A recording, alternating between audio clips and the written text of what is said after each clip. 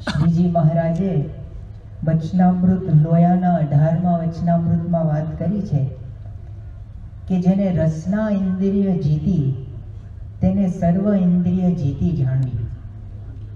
કહેતા કે રસના ઇન્દ્રિય જીતવી એ ખૂબ જ કઠણ છે, અને જો એ ઇન્દ્રિયને આપણે જીતી જઈએ તો બીજી બધી ઇન્દ્રિયો એકદમ સહેલાઈથી જીતાઈ જાય છે. પણ આપને ખ્યાલ છે કે આ ઇન્દ્રિય આપણા અનુભવમાં પણ આવે છે કે જીતાતી નથી, બહુ જ કઠણ પડે છે અને એકદમ રેડી હોય છે વિષય ભોગવવા માટે. સ્વામી ત્યાં નૈનપુર હતા ત્યારે નાસ્તા વખતે સ્વામીએ એક વાત કરી. સ્વામી કે એક આશ્ચર્યની વાત છે કે આ જે જીભ છે એ ક્યારેય ચીકણી થતી નથી. તમે એને ગમે એટલું ખવડાવો, તેલવાળું ઘીવાળું, પણ એ ચીકણી જ થતી નથી.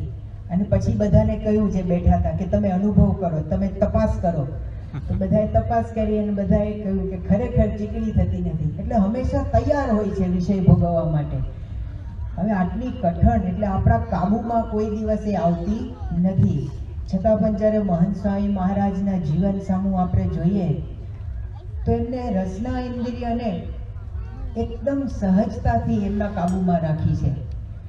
9મી ડિસેમ્બર 2021 સ્વામી ત્યાં અટલાદરામાં હતા અને સ્વામી બપોરનું ભોજન પૂરું થયું એટલે પછી પૂજ્ય જ્ઞાન વત્સલ સ્વામી એમને હાથમાં માઇક લીધું અને પછી એમને કહ્યું કે સ્વામી છેલ્લા કેટલાક દિવસોથી હું આપના ભોજન દર્શન કરું છું, સવારે, બપોરે અને સાંજે. અને સ્વામી એમાં અમને સ્પષ્ટ રીતે દેખાય છે કે સ્વામી આપ એકની એક જ આઈટમ જમો છો. સવારે નાસ્તામાં જે જમવાનું હોય એ નાસ્તાનું એકનું એક જ મેન્યુ, લંચનું એકનું એક મેન્યુ, પછી જે ડિનર રાત્રિ ભોજન એમાં પણ એકનું એક મેન્યુ. સ્વામી આપ એકની એક જ વસ્તુ રોજ જમો છો. પછી એમને કીધું એટલું જ નહીં, આપ એકના એક ક્રમમાં જમો છો. એકની એક વસ્તુ તો જમો છો પણ જે નાસ્તામાં જે ક્રમ છે એ જ ક્રમ પ્રમાણે આપ રોજ જમો છો. ક્રમમાં પણ આપ ફેરફાર કરતા નથી. પછી એમને કીધું એટલું જ નહીં, આપ એકની એક વસ્તુ જમો છો, એકના એક ક્રમમાં જમો છો અને એટલી જ ક્વોન્ટિટીમાં જમો છો, વધારે નથી જમતા. કે દાખલા તરીકે આ બહુ સારું બન્યું તો આપણે વધારે ખાઈ લઈએ. આપ જે ક્વોન્ટિટીમાં રોજ જમો છો એટલી જ ક્વોન્ટિટીમાં આપ જમો છો. પછી એમને કહ્યું કે સ્વામી આ જ આપણું નિસ્વાદીપણું છે. આપ કોઈ ચેન્જ જ કરતા નથી. આપની જે ડેઈલી જે ડાયટ છે, આપનું જે મેન્યુ છે એમાં કોઈ પ્રકારનો ફેરફાર કરતા નથી. અને અમે હોઈએ તમે તો રોજ નાસ્તામાં એકનું એક આવે તો અકળાઈ જઈએ. પછી કહ્યું કે ક્રમમાં પણ આપ કોઈ ફેરફાર કરતા નથી અને જે ક્વોન્ટિટી છે એમાં પણ ફેરફાર કરતા નથી. પછી એમને સ્વામીને પૂછ્યું કે સ્વામી આપને એવી ઈચ્છા નથી થતી કે ચાલો આપણે કંઈક ચેન્જ કરીએ?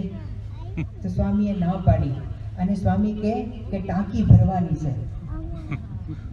એટલે પછી જ્ઞાન વત્સલ સ્વામીએ જૂનો પ્રસંગ યાદ કર્યો. સ્વામીએ એકવાર બોલેલા કે અમે જીભને પૂછીને નથી જમતા પણ પેટને પૂછીને જમીએ છીએ. એટલે આવી વાત કરી. પછી એક સંત હતા એમને વાત કરી કે સ્વામી અમે તો નિષ્કપટ ભાવે આપને કહીએ છીએ કે સ્વામી આવી રીતે આપ જે જમો છો એવું તો અમે આ દેહ કરીને અમારા માટે શક્ય બનશે નહીં. તો સ્વામી કે ના, થશે, તમારે પણ એવું થશે. પછી સ્વામીએ કીધું કે ગુણાતાન સ્વામીની વાત છે ને કે રોગ મૂકીને પણ તમને આવી સ્થિતિ કરાવશે. ગુણાતાન સ્વામીએ કહ્યું છે કે કા અષ્ટાંગ યોગ કા રોગ એ બેથી અંતરનો મેલ જશે. એટલે આવી રીતે સ્વામીએ સ્પષ્ટપણે વાત કરી. એટલે આવું નિસ્વાદીપણું સ્વામીનું આપને જોવા મળે કે એકની એક વસ્તુ રોજ જમવાની, એકના એક ક્રમમાં જમવાની અને એટલી જ ક્વોન્ટિટીમાં જમવાની. પછી 2 મહિના પછી સ્વામી બપોરનું ભોજન પૂરું કરેલું અને પછી વિવેક સાગર સ્વામી ત્યાં હતા. એટલે વિવેક સાગર સ્વામી જોડે સહેજે વાર્તાલાપ થતો હતો. તે વાર્તાલાપમાં સ્વામીએ એવું કહ્યું કે આપણે અનેક જન્મ લીધા છે, આપણે અનેક જન્મ લીધા છે પણ ગયા જન્મનું પણ આપને યાદ નથી. એટલે વિવેક સાગર સ્વામીએ કીધું કે સ્વામી ગયા જન્મનું શું, ગઈકાલે શું જમ્યા ને એ પણ અમને યાદ નથી સ્વામી. પછી એમને કીધું પણ આપના માટે એવું નથી, આપની માટે તો વોહી ચણે કી રોટી અને વોહી ચણે કી દાળ એકનું એક જ આપ જમો છો. એટલે સ્વામીએ સંમતિ આપી અને કીધું કે એકનું એક તો જમીએ છે, પણ એકનો એક ટેસ્ટ છે, ટેસ્ટમાં પણ ફેરફાર નથી. એટલે 4 વસ્તુ ચોથી સ્વામીએ ઉમેરી આપી. એકના એક આઈટમ જમવાની, એકના એક ક્રમમાં જમવાની, એટલી જ ક્વોન્ટિટીમાં જમવાની અને ટેસ્ટમાં પણ કોઈ ચેન્જ નહીં. આપણે તો ખીચડી હોય તો કંઈક તીખી ખીચડી કરીએ, વઘારેલી ખીચડી કરીએ, બધું જુદું જુદું. આઈસ્ક્રીમ હોય તો કોઈક વાર ચોકલેટ આઈસ્ક્રીમ લઈએ ને વેનીલા, આવું કોઈ ચેન્જ નહીં. એટલે આ જ આપણે મહંત સ્વામી મહારાજનું નિસ્વાદીપણું સ્પષ્ટપણે બતાવે છે. તો આજે આપણે એમના ચરણોમાં પ્રાર્થના કરીએ કે એમનામાં જેવું નિસ્વાદીપણું છે એવું આપણામાં પણ આવે, એ જ પ્રાર્થના. મહર્ષિ વેદવ્યાસે શ્રીમદ ભાગવત પુરાણમાં ભગવાન અને ભગવત સ્વરૂપ સંત એના 39 જેટલા કલ્યાણકારી ગુણો વર્ણવ્યા છે. તેમાં વેદવ્યાસે દયાને અગ્રસ્થાન આપેલું છે. દયાનો અર્થ સામાન્ય રીતે શાસ્ત્રકારોને વિદ્વાનો એવો કરતા હોય છે કે બીજાનું દુઃખ દૂર કરવાની વૃત્તિ એટલે દયા. પણ પરમ પૂજ્ય મહંત સ્વામી મહારાજની જે દયા છે એ વિશિષ્ટ છે. કારણ કે એ ખાલી વૃત્તિ નથી, પણ એ ક્રિયાત્મક છે. કારણ કે વૃત્તિ તો કદાચ સામાન્ય લોકોમાં પણ હોય. જેમ કે આપણે ફૂટપાથમાં કોઈ ગરીબને જોઈએ અને ભીખ માંગતો હોય તો આપણને દયા આવે. કોઈ હોસ્પિટલમાં બીમાર વ્યક્તિ બીમારીથી કણસતો હોય તો એને જોઈને આપણને દયા આવે. કોઈ નિર્બળ વ્યક્તિને કોઈ બળવાન ભેગા થઈને મારતા હોય તો આપણને દયા આવે. પણ સ્વામી બાપાની દયા છે એ ત્યાં સુધી સીમિત નથી. એ વ્યક્તિને પૂરેપૂરી મદદ થાય એવી સ્વામી બાપાની દયા છે. બીજી વિશેષતા એ છે કે આ વેદવ્યાસે જે કલ્યાણકારી ગુણો કહ્યા તેવા સંતના આપણે કલ્યાણકારી ગુણ સાંભળીએ છીએ. એટલે કે આ દયા આપણા માટે કલ્યાણકારી છે. બીજાને દયાના કદાચ પ્રસંગો સાંભળીએ તો આપણને એના પ્રત્યે ભાવ જાગે, પણ સ્વામી બાપાની દયા છે એ આપણા કલ્યાણ માટે એક ભાગ ભજવે છે. એટલે આવી રીતે સ્વામી બાપાની દયા ખૂબ વિશિષ્ટ છે. સ્વામી બાપાની દયા આપણા હરિભક્તો ઉપર કઈ રીતે છે આપણે બધા જાણીએ છીએ કે અહીં બેઠેલા ઘણા લોકોને પોતાના સામાજિક, આર્થિક, શારીરિક પ્રશ્નો હોય અને એ બાબતે સ્વામી બાપાનું જ્યારે માર્ગદર્શન લેવામાં આવે તો સ્વામીજી સલાહ જ ફક્ત નથી આપતા, પણ એને કંઈ જરૂરિયાત હોય, એને કોઈ દવાની જરૂરિયાત તો સ્વામી એ દવાનું નામ સુદ્ધા પણ એમને પોતે સજેસ્ટ કરતા હોય છે. પછી કોઈ વ્યક્તિને ખરેખર જરૂર હોય તો જવાબદાર સંતો કે વ્યવસ્થાપકોને કહીને એની બધી વ્યવસ્થા કરાવતા હોય છે. એટલે આવી રીતે આપણા હરિભક્તો ઉપર એમની દયા વરસતી રહેતી હોય છે. પણ એમની આ દયા એ બંધાયેલી નથી. એને કોઈ ભાષાના કે કોઈ ધર્મના કે કોઈ દેશના બંધન નડતા નથી. સ્વામી બાપા પોતે 2019ની સાલમાં આફ્રિકામાં વિરાજમાન હતા અને ત્યાં દાર એ સલામમાં અક્ષર નિવાસી સુભાષભાઈ પટેલનો જે વ્હાઇટ સેન્ડ રિસોર્ટ છે એમાં એમનો ઉતારો હતો. ત્યાં શિબિરોનો બધો કાર્યક્રમ હતો અને એક વખત શિબિરનો કાર્યક્રમ પૂરો કરીને બાપા પોતે એમના રૂમની બહાર આવ્યા અને કેમ્પસની બહાર નીકળ્યા તો ત્યાં સામે એક ઝાડ નીચે એક આફ્રિકન ભાઈ, ત્યાંનો જ રહેવાસી અને એનું નામ સ્ટીવન, એ પોતે ત્યાં એક જૂની સાયકલ લઈને નાળિયેર વેચતો હતો. એટલે સ્વામી બાપાએ દ્રષ્ટિ કરી, નજીક ગયા, થોડી પૃચ્છા કરી, એટલે પછી તરત જ પેલા સ્ટીવને પોતાનું જે લીલું નાળિયેર હતું એ છોલીને સ્વામી બાપા સમક્ષ રજૂ કર્યું. ઠાકોરજી ત્યાં હાજર હતા નહીં એટલે ઠાકોરજીને ધરાવીને પછી સ્વામી બાપાએ એ અંગીકાર કર્યો. પણ સ્વામી બાપાની કરુણા જુઓ, આમ તો એમને નાળિયેર પાણી અનુકૂળ આવતું નથી, પણ કેવળ એ વ્યક્તિ ઉપર દયાએ કરીને સ્વામીશ્રીએ એનું લગભગ અડધા જેટલું નાળિયેર પી ગયા. બધાને બહુ આશ્ચર્ય થયું. પછી આ વાતની જ્યારે બીજા હરિભક્તોને ખબર પડી, કારણ કે સ્વામી બાપા જાણતા હતા કે જો આ અહીંથી હું અંગીકાર કરીશ તો ઘણા બધા હરિભક્તો અહીંથી પ્રસાદ લેશે અને પેલા જે નિર્બળ વ્યક્તિ હતો એનો ધંધો સારો ચાલશે, એટલે આ તો એક રીતે એમની દયા જ હતી.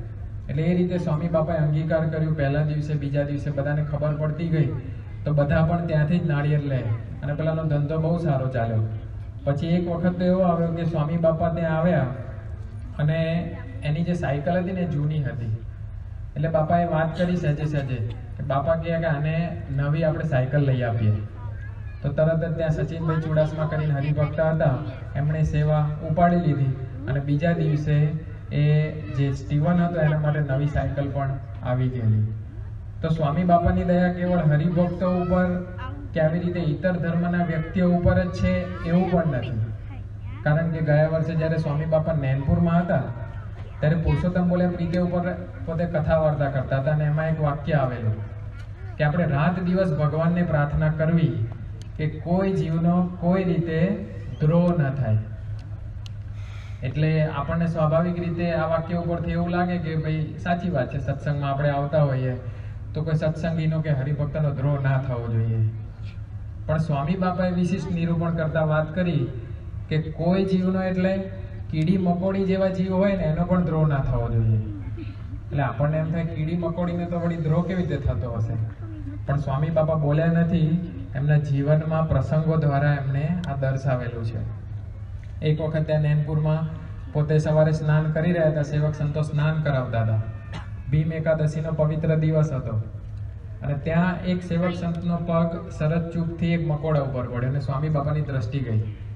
સ્વામી બાપા કે આજે આ ભીમ એકાદશીનો પવિત્ર દિવસ અને આ મકોડો, આટલું બોલ્યા પેલા સેવક સંતે વાક્ય પૂરું કર્યું, ધામમાં ગયો.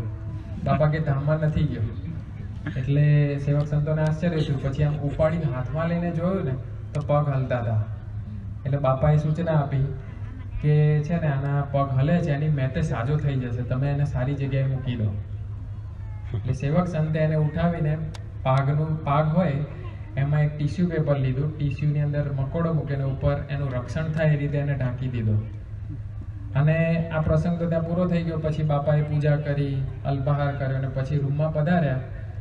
ત્યાં પછી બેઠા હતા ને ત્યાં બાપાની ફરી દ્રષ્ટિ ગઈ. તે કાર્પેટ ઉપર એક મકોડો જાતો હતો. એટલે તરત જ પેલા સેવક છે જેને મકોડો મોકલેલો ને સીધા કબાટ ખોલીને જોયું તો ત્યાં જોયું તો મકોડો અંદર હતો નહીં અને બીજા કોઈ મકોડા આજુબાજુમાં હતા નહીં. એટલે એ ચોક્કસ વાત થઈ ગઈ કે જે બાપાએ સવારે આશીર્વાદ આપેલા ને કે આ મકોડા એની મેતે સાજો થઈ જશે અને ચાલતો થઈ જશે, તો એવી રીતે આ મકોડાની આટલા નાના જીવની પણ સ્વામીશ્રી એની ઉપર દયા વરસાવે છે. 2018ની સાલમાં બાપા બોડેલી ખાતે બિરાજમાન હતા અને એમાં થયું એવું કે બાપા મુખ પ્રક્ષાલન કરતા હતા અને જે વોશ બેસિન હોય એમાં એક નાનું કાળું જીવડું હતું. એ ઉપર ચડવાનો પ્રયત્ન કરતું હતું, પણ આપણને બધાને અનુભવ છે કે જે એની સરફેસ હોય એની ઉપર એ ચડી ના શકે, વારે વારે ચડે ને પાછું ઉતરી જાય. અને મોટાભાગના લોકો શું કરતા હોય કે આવું જીવડું હોય તો એને સ્પર્શ કરવાનું તો દૂર, પણ પાણી આપણે ચાલુ કરીને એને જળ સમાધિ જ આપી દઈએ. પણ આ તો સ્વામી બાપા હતા. સ્વામી બાપાએ શું કર્યું કે એની બાજુમાં આંગળી મૂકી. હવે આવા જીવડાને અડવાનો કે આપણને એક તો બીક લાગે કદાચ કરડી જશે તો, અથવા ચીતરી ચડે, પણ સ્વામી બાપાએ એની બાજુમાં આંગળી મૂકી અને જેમ ડૂબતા માણસને આમ એક મૂળિયું હાથમાં આવી જાય ને એમ જીવડાને આમ એક દેખાયું કે મારું જીવન આવી રહ્યું છે. તરત જ આંગળી ઉપર પોતે ચડી ગયો. પછી સ્વામી બાપા એને બહાર પ્લેટફોર્મ ઉપર સારામાં સારી જગ્યાએ એને મૂકી દીધો અને પછી એ પોતાના રસ્તે ગયો. એક વખત ત્યાં નૈનપુરમાં એવું બોલ્યું, સ્વામી બાપા વોકિંગ કરીને પોતાના ઉતારામાં પાછા આવી રહેલા. તો ત્યાં રોજ બાપા છેલ્લે ઉતારાની પહેલાં ત્યાં આગળ ફૂલો ઉપર દ્રષ્ટિ કરવા જાય. તો બધા ફૂલો, ઝાડ, વૃક્ષ, વનવેલી ઉપર દ્રષ્ટિ કરતાં કરતાં ત્યાં પહોંચ્યા તો ત્યાં છેડા ઉપર એક જીવડું ઊંધું પડેલું હતું અને પગ હલાવતું હતું. આપણે બધાને પણ અનુભવ હશે, ચોમાસામાં આપણે ઘણી વાર જોતા હોઈએ કે જીવડું એકવાર ઊંધું થઈ જાય પછી પોતે સીધું થવાનો પ્રયત્ન કરે અને પગ હલાવે પણ એ થઈ શકે નહીં. એટલે આપણે કાં તો આવું દ્રશ્ય જોઈને આનંદ માણીએ અથવા બીજા બે જણને બોલે જો કે જીવડું કેવું છે. પણ સ્વામી બાપાએ શું કીધું, ત્યાં એક કેમેરામેન હતા અને એને વાત કરી કે આને સીધું કરી દો અને એણે એકદમ હળવેકથી એ જીવડાને સીધું કરી દીધું અને સીધું કરીને પેલું જીવડું પાછું ચાલતું થઈ ગયું. એટલે સ્વામી બાપાએ પેલા જે કેમેરામેન યુવક હતા ને એની ઉપર રાજીપાની દ્રષ્ટિ કરી. તો સ્વામી બાપા આવી રીતે નાનામાં નાના જીવ ઉપર આવી દયા વરસાવતા રહેતા. એક વખત એવું બનેલું, ત્યાં નૈનપુરમાં હતા અને સ્વામી બાપા બેઠેલા હતા અને એક વ્યક્તિ આમ પેલી જે ખાલી બોટલ હોય પાણીની એનાથી જે મકોડો એક જતો હતો એની આગળ વારે વારે મૂકે એટલે મકોડો એનો રસ્તો બદલે, પાછું ફરી મૂકે, એટલે એવી સામાન્ય નિર્દોષ રમત રમતા હતા. પણ સ્વામી બાપાને આ રૂચ્યું નહીં. સ્વામી બાપા કે તમે કેમ એને હેરાન કરો છો? આવી રીતે આપણે નાના જીવને હેરાન કરવા જોઈએ નહીં. તો કદાચ એ જીવડું મળતું હોય તો એને બચાવે, ઊંધું હોય તો સીધું કરે, પણ આવી રીતે કોઈ નિર્દોષ રીતે હેરાન કરતું હોય ને એ પણ આપણે એને માનીએ જ નહીં કે આ હેરાન કરીએ છીએ, આપણે રમત માનીએ. પણ સ્વામી બાપાની દયા એવી છે કે આવા નાનામાં નાના જીવ ઉપર પોતે આવી દયા કરી રહ્યા છે. તો આપણે સ્વામી બાપાની જે દયા જોઈ એની બે વિશેષતા જોઈ કે એક તો એમની દયા કેવળ ભાવના ન રહેતા એને પોતે કાર્યાત્મક કરે છે કે એની પૂરેપૂરી સંભાળ લેવડાવે છે. અને બીજું કે આ એમનો દયાનો ગુણ છે ને કલ્યાણકારી ગુણ છે. એટલે આપણે એનું શ્રવણ અને સ્મરણ કરીશું તો આપણે પણ કલ્યાણના કહેતા અક્ષરધામના માર્ગે આગળ વધી શકીશું. તો આપણે એમના ચરણોમાં પ્રાર્થના કરીએ કે આવા ગુણોનું સ્મરણ અને શ્રવણ કરીને એ માર્ગે આપણે આગળ વધીએ જ પ્રાર્થના.